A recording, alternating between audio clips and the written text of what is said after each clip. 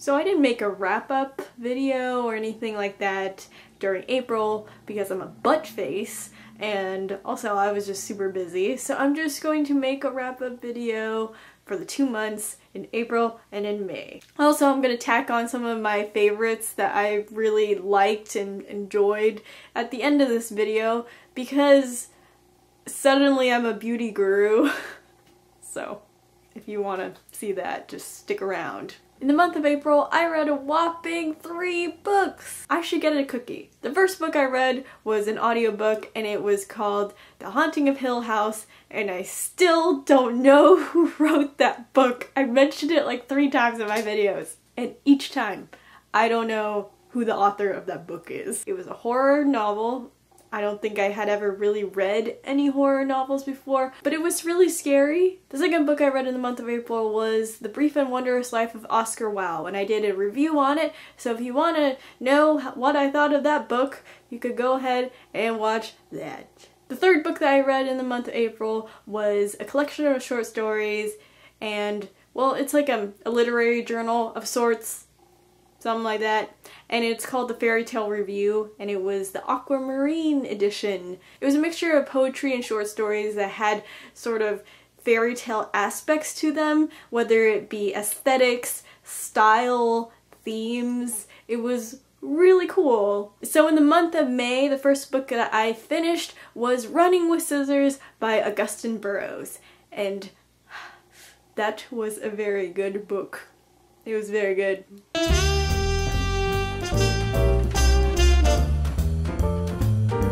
Then the second thing I read in the month of May was another collection of short stories thingy-ish, and it was Sixfold Magazine. The thing is that their publications are for free online, so I downloaded it as a Kindle book, and I read it off my Kindle, and it was extremely, very, very good. Extremely, very, very good.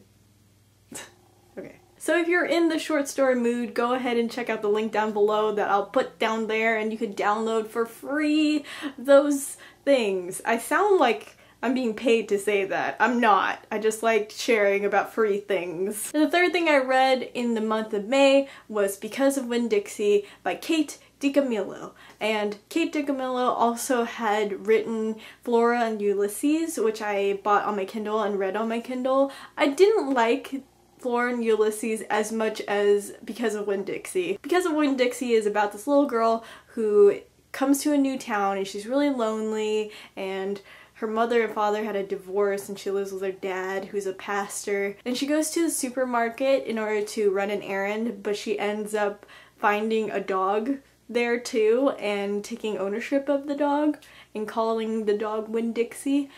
And it's just like about their adventures, and it was so cute. And because I had read that middle school children's book, I was kind of in the mood for another one, so I read Dear Mr. Henshaw by, I don't know the name of the author, but I really liked that book too. It was a lot slower, I would say, than Because of Winn-Dixie, and it sort of grew more organically. It wasn't camp. That's what I'm trying to say. I would say that Because of Winn-Dixie was a little more camp. I just thought it was like Camp Dakota for some weird reason. So it's about this, I think, boy in 6th grade or something like that. He's writing to his favorite author at the time. It just turns into this story that you could piece together by yourself. You sort of read about this boy's life and the dark things that he's hidden inside of his own heart.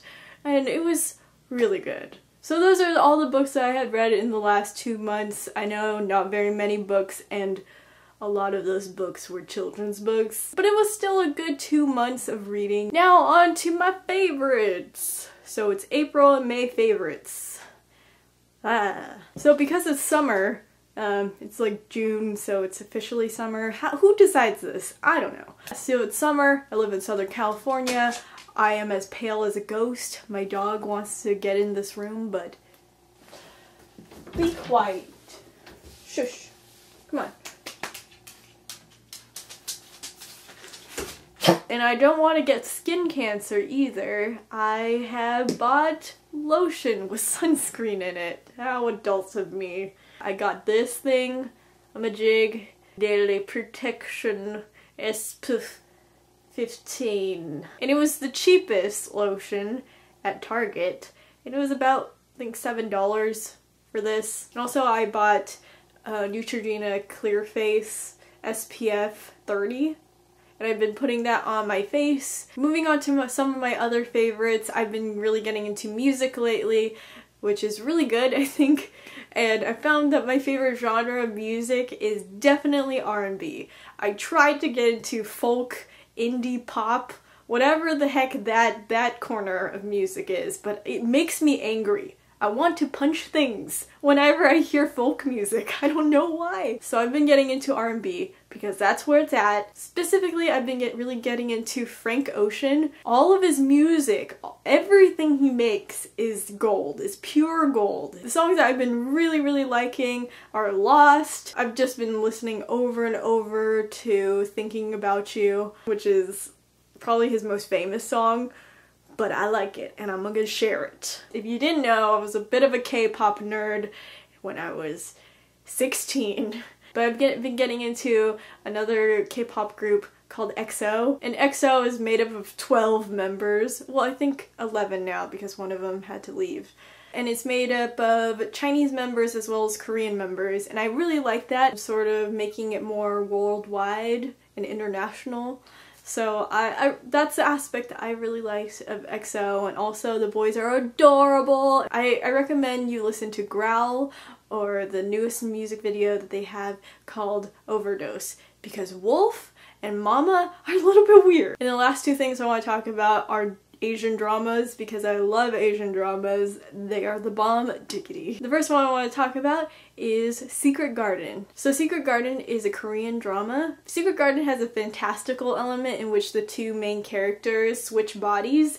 So there's that, and also their love story is adorable and is probably the smartest and the most clever drama that I had ever watched in my life. There are other ways to watch it. Viki is a good place. It's free and you only really have to watch a bunch of advertisements, but there's also probably YouTube videos that you could look up. And then the second drama that I want to talk about is Hana Yori Dango. So good. You have no idea. So good. I know there's a Korean version called Boys Over Flowers, but don't watch that one. That one is the worst. Watch Hana Yori Dango, and it is the Japanese version, the more original version, because it was written by the person who had actually written the manga. So Hana Yori Dango takes place at a really rich, high-end private school in Japan, and the main character is poor, and her name is Makino. There's already that tension. And then there's these four main guys who go to that same private school, and they sort of run the school, and they are also heirs to like four of the biggest companies in Japan, and they're also really hot. So, and the four guys bully a lot of the students in the school, and that's because they want to practice their power and try to control a group of people in order to be able to become CEOs one day. I guess that's the logic behind being assholes. Our heroine, Makino, gets involved with the four guys, and things happen. Things happen. And also, you could probably look it up on YouTube and just type in Hana Yori Dango English subs episode 1. You'll find what you're looking for. So that's really all I have to say for this video. I am sweating like a pig. So I will probably see you in another video very soon because I gotta crank these babies out. Bye!